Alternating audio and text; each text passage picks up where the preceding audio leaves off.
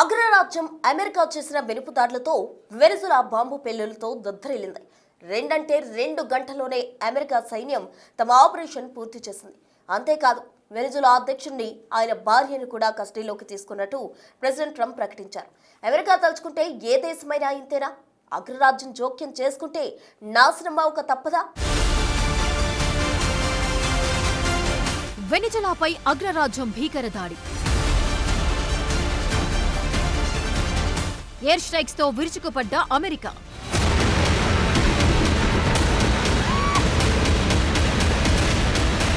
తెల్లవారుజామునే వెళ్లిపోయారు. Target miss అవ్వకుండా దాడులు చేశారు. ప్రెసిడెంట్ ప్యాలెస్ ని కూడా తమ ఆధీనంలోకి తీసుకుని అధ్యక్ష దంపతులను అదుపులోకి తీసుకుని దేశం దాటించేశారు. ఇదంతా కేవలం 2 గంటల్లోనే పూర్తయిపోయింది. అమెరికా అనుకుంటే ఏ దేశాన్నైనా కొట్టేయగలదా? వెనిజులాపై ఎయిర్ స్ట్రైక్స్ తర్వాత ఈ ప్రపంచంలోని చాలా మందిలో తలెత్తుతున్న సందేహం ఇది. ఎందుకంటే యుఎస్ ఆర్మీ చేపట్టిన ఆపరేషన్ తాలూకు ఇంపాక్ట్ అలాంటిది. మరి అమెరికా ఎయిర్ స్ట్రైక్స్ తో వెనిజులా బాంబు పేలులతో దద్దరిల్లింది. డ్రగ్స్ అక్రమ రవాణా కట్టడి పేరిట యుఎస్ చేసిన దాడులు ప్రపంచ వ్యాప్తంగా చర్చకు దారితీశాయి. వెనిజులా రాజధాని కరాకస్ లో శనివారం తెల్లవారుజామున 7 చోట్ల భారీ పేలుళ్లు సంభవించాయి. దాంతో దేశంలో ఎమర్జెన్సీ విధించారు. సైనిక స్థావరాలు, పౌర విమానాలే లక్ష్యంగా అమెరికా దాడులకు పాల్పడినట్లు వెనిజులా ప్రభుత్వం ప్రకటించింది. అమెరికా మెరుపు దాడులతో తమ సైనిక స్థావరాల్లో విద్యుత్ సరఫరాకు అంతరాయం ఏర్పడింది. డ్రగ్స్ అక్రమ రవాణాను అరికెట్టే సాకుతో అమెరికా వెనిజులాలో భారీ ఆపరేషన్ నిర్వహించింది. డ్రగ్స్ నెట్వర్క్ కి సంబంధించి 2 దేశాల మధ్య కొన్ని రోజులుగా తీవ్ర ఉద్రిక్తతలు నెలకొన్నాయి. చాలా రోజులుగా దాడులు చేస్తామని ట్రంప్ హెచ్చరిస్తూ వస్తున్నారు. ఇప్పుడు అన్నంత పని చేసినట్టుగా కనిపిస్తోంది. వాస్తవానికి క్రిస్మస్ రోజునే దాడులు చేయాలని భావించినా వాతావరణం అనుకూలించకపోవడంతో దాడులు వాయిదా పడినట్టు తెలుస్తోంది. వెనిజులాపై అమెరికా జరిపిన భారీ దాడిలో ఆ దేశ అధ్యక్షుడు నికోలస్ మదురోతో పాటు ఆయన భార్యని కూడా అదుపులోకి తీసుకున్నట్టు అమెరికా ప్రెసిడెంట్ డొనాల్డ్ ట్రంప్ ప్రకటించారు. దాడి తర్వాత అమెరికా ఆర్మీకి చెందిన డెల్టా ఫోర్స్ వెనిజులా ప్రెసిడెంట్ దంపతులను కస్టడీలోకి తీసుకుని దేశం బయటకు తరలించింది.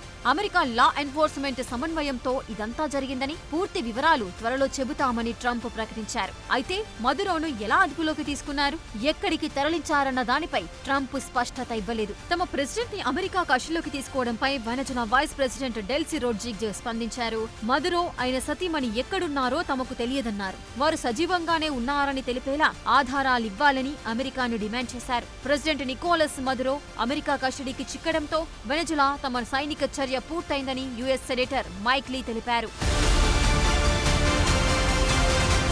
అగ్రరాజ్యం అధ్యక్షుడు ట్రంప్ చాలా రోజులుగా వెనిజులా ముఠాల నుంచి వస్తున్న డ్రగ్స్ అమెరికాను ముంచెత్తుతున్నాయని చెబుతున్నారు. ఈ ముఠాలతో వెనిజులా ప్రెసిడెంట్ నికోలస్ మదురోకు కూడా సంబంధాలున్నాయని, ఆయనే ఇంటర్నేషనల్ ఇల్లీగల్ డ్రగ్ నెట్వర్క్ ని నడిపిస్తున్నారని అమెరికా కూడా కొంతకాలంగా ఆరోపిస్తోంది. దాంతో నికోలస్ ప్రభుత్వాన్ని కూల్చడానికి ట్రంప్ ప్రభుత్వం ప్రణాళికలు రచిస్తోందనే వార్తలు, విశ్లేషణలు వినిపించాయి. ఈ ఆరోపణలను మదురో ఎప్పటికప్పుడు ఖండిస్తూ వచ్చారు. అయినప్పటికీ నికోలస్ అరెస్టుకు దారితీసే సమాచారాన్ని అందించిన వారికి $5 కోట్ల బహుమతిస్తామని అమెరికా గతంలోనే ప్రకటించింది. ఎయిర్ స్ట్రైక్స్ జరపడానికి ముందే కొన్ని నెలలుగా వెనిజులా సరిహద్దులకు దగ్గరగా అగ్రరాజ్యం భారీ స్థాయిలో సైనిక బలగాలను మోహరించింది. కరేబియన్ సముద్రంలో భారీగా బలగాలు, యుద్ధ నౌకలు, సబ్మెరైన్లు, అడ్వాన్స్డ్ ఫైటర్ జెట్లను మోహరించింది యుఎస్ ఆర్మీ. ఈ పరిణామాలన్నీ వెనిజులా లోపలే ఎవరో మదురోకు వ్యతిరేకంగా తిరుగుబాటు చేసేందుకు అమెరికా పరోక్షంగా ప్రోత్సహిస్తున్న సంకేతాలుగా విశ్లేషకులు భావించారు. 1989 తర్వాత ఓ లాటిన్ అమెరికన్ దేశంలో అమెరికా నేరుగా జోక్యం చేసుకోవడం ఇదే తొలిసారి. ఆ సమయంలో పనామాపై దాడి చేసి మిలిటరీ నేత మాన్యుయల్ నోరిగాను పదవీచ్యుతుడిని చేసింది అప్పటి అమెరికా ప్రభుత్వం.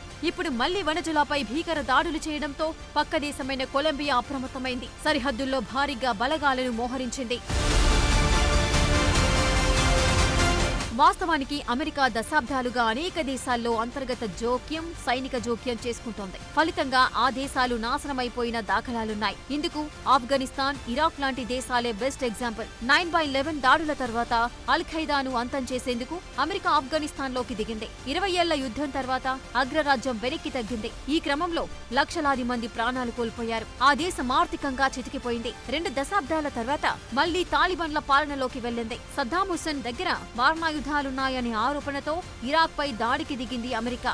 ఆ దేశంలో ఐసిస్ లాంటి తీవ్రవాద సంస్థలు పెరగడానికి, అంతర్గత యుద్ధాలకు దారితీసింది. అమెరికా ఆరోపించినట్లుగా మారణాయుధాలు మాత్రం దొరకలేదు. లిబియాలో గడాఫీ పాలనకు వ్యతిరేకంగా జరిగిన ప్రజా ఉద్యమానికి మద్దతుగా నాటోతో కలిసి దాడి చేసింది అమెరికా. గడాఫీ పతనం తర్వాత లిబియాలో ఇప్పటికీ స్థిరమైన ప్రభుత్వం ఏర్పడలేదు. ఆ దేశం ఇప్పటికీ అనేక ముఠాల మధ్య చిక్కుకుంది. ఐసిస్ అణచివేత పేరుతో సిరియా అంతర్గత యుద్ధంలో యుఎస్ జోక్యం చేసుకుంది. సుదీర్ఘకాలంగా సాగుతున్న ఈ యుద్ధం వల్ల ఆ దేశం శిథిలమైపోయింది. కోట్లాది మంది శరణార్థులుగా మారారు. అంతేకాదు 1983లో గ్రెనడా దేశంపై నేరుగా దాడి చేసింది. చిలీ, గ్వాటెమాలా, నికరాగువా లాంటి దేశాల్లో ప్రభుత్వాలను మార్చేందుకు రహస్యంగా ప్రయత్నించినట్లు చరిత్ర చెబుతోంది. ఇప్పుడు కూడా వెనజులాపై మెరుపు దాడులే బిగ్ సర్ప్రైజ్ అనుకుంటే ఆ దేశ అధ్యక్ష దంపతులను కూడా కష్టంలోకి తీసుకోవడం ఏంటి, వారిని దేశం దాటించడం ఏంటి?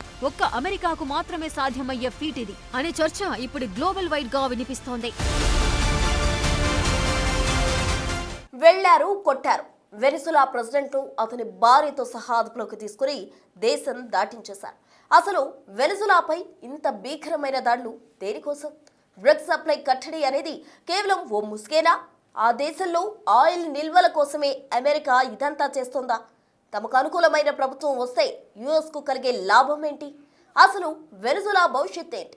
వెనజులాపై అమెరికా జరిపిన సైనిక చర్య ప్రపంచవ్యాప్తంగా సంచలనం సృష్టించింది. ప్రెసిడెంట్ ట్రంప్ ఆదేశాల మేరకు శనివారం తెల్లవారుజామున ఆపరేషన్ సదరన్ స్పియర్ మొదలైంది. ఇది కేవలం ఒక్క రోజులో జరిగింది కాదు. కొన్ని నెలలుగా వెనజులా చుట్టూ అమెరికా తన నౌకాదళం, వైమానిక దళాన్ని మోహరిస్తూ వచ్చింది. వెనజులా ప్రెసిడెంట్ నికోలస్ మదురోని పట్టుకోవటమే లక్ష్యంగా ఈ ఆపరేషన్ నిర్వహించింది యుఎస్ ఆర్మీ. అమెరికా సైన్యానికి చెందిన అత్యంత శక్తివంతమైన డెల్టా ఫోర్స్ కమాండోలు ఈ సీక్రెట్ ఆపరేషన్ లో పాల్గొని మదురుతో పాటు ఆయన భార్యను కూడా అదుపులోకి తీసుకుని దేశం దాటించేశారు. ఆపరేషన్ సదరన్ స్పియర్ లో యుఎస్ చాలా వ్యూహాత్మకంగా వ్యవహరించింది. కొన్ని నెలల ముందు నుంచే కరేబియన్ సముద్రంలో భారీ యుద్ధ నౌకలను మోహరించింది. వెనజులాకు వచ్చే చమురు ట్యాంకర్లను అడ్డుకుంది. శనివారం తెల్లవారుజామున 2 గంటల సమయంలో అమెరికా స్పెషల్ ఫోర్సెస్ రాజధాని కారకాస్ లోకి ప్రవేశించి నికోలస్ నివాసాన్ని చుట్టుముట్టాయి. కొందరు వెనజులా సైనిక అధికారులు అమెరికాకు సహకరించినట్లు వార్తలొస్తున్నాయి. ఇదే సమయంలో కారకాస్ లోని సైనిక స్థావరాలు, ఎయిర్ బేస్లే లక్ష్యంగా అమెరికా బలగాలు ఎయిర్ స్ట్రైక్స్ చేశాయి. వెనజులా సైన్యం ఒకరికొకరు సమాచారం పంచుకోకుండా సిగ్నల్ యాంటెనాలను, విద్యుత్ కేంద్రాలను ధ్వంసం చేశారు. అమెరికా గన్షిప్ హెలికాప్టర్లు నగరంలోని వ్యూహాత్మక ప్రాంతాలపై రాకెట్లతో దాడులు చేశాయి. ఇలా వెనజులా ప్రెసిడెంట్ ని క్యాప్చర్ చేయటంలో అమెరికా సేనలు సక్సెస్ అయ్యాయి.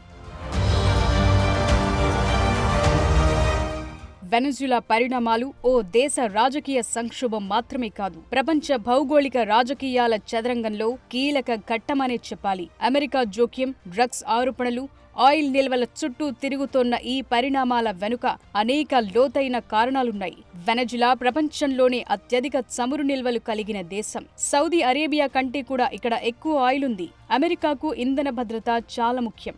వెనజులాలో తమకు అనుకూలమైన ప్రభుత్వముంటే తక్కువ ధరకు నిరంతరాయంగా ఆయిల్ సరఫరా అందుతుంది. అయితే ప్రస్తుతం వెనజులా ఆయిల్ రష్యా, చైనా కంపెనీల కంట్రోల్లో ఉంది. దీన్ని మార్చి ఆ దేశంలో అమెరికన్ కంపెనీలకు ఆధిపత్యం కల్పించటమే అమెరికా వ్యూహం. దాంతో ముందుగా వెనజులాలో నికోలస్ ప్రభుత్వాన్ని మార్చేందుకు అమెరికా ప్రయత్నించిందనే చర్చ జరిగింది. అందులో భాగంగానే అమెరికా ప్రభుత్వం మదురోపై నార్కో టెర్రరిజం ఆరోపణలు చేసింది. కొలంబియా నుంచి అమెరికాకు వెళ్లే కొకైన్ రవాణాలు వెనజులా కీలక పాత్ర పోషిస్తోందని, మదురో ప్రభుత్వం దీని ద్వారా కోట్లాది డాలర్లు సంపాదిస్తోందని అమెరికా అంటోంది.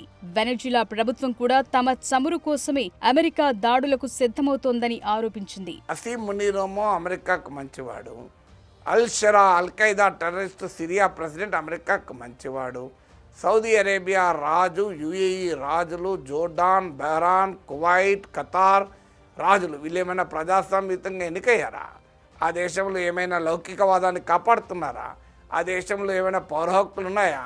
వాళ్ళందరూ అమెరికాకు మిత్రులు. సో కానీ నికోలస్ మదురో మాత్రం ఎన్నికలు రిగ్గింగ్ చేశాడు అని వాదన. సో ఏంటి వాదన ఏంటి, ఆరోపణ ఏంటి? నికోలస్ మదురో డ్రగ్ కార్టెల్ ప్రోత్సహిస్తున్నాడు అని, నార్కో టెర్రరిస్ట్ అని. మీకు అమెరికాలోనే ఎన్ఫోర్స్మెంట్ అడ్మినిస్ట్రేషన్, డిఈఏ అంటారు, వారు every year national drug threat assessment report, NDTA report అని ఒక రిపోర్ట్ ఇస్తారు. National drug threat assessment report of 2024 అని చూడండి. 57 పేజ్ రిపోర్టు. అందులో ఎక్కడా వెనిజులా పైన ఆరోపణ లేదు. అంటే మరి ట్రంప్ ఇలా చెప్తున్నాడు నికోలస్ మదురో పైన ఆరోపణ ఉండాలి కదా.